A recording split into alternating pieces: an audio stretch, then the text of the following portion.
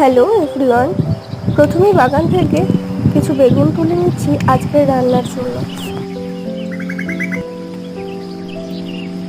এরপর বছরের প্রথম ভেন্ডি, অর্থাৎ যেটাকে আমরা ঢ্যাঁড়স বলি, সেটা তুললাম।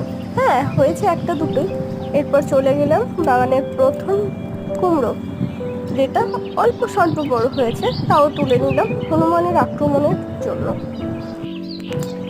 এরপর ধনেপাতা তুলতে গেলাম, অল্প স্বল্পই তুললাম, সেই শীতের সময় লাগিয়েছিলাম, সেগুলো এখনো চলছে। গোটা শীতে ধনেপাতা বাজার থেকে আমাদের কিনতেই হয়নি, এবং গ্রীষ্মকালেও তাই চলছে।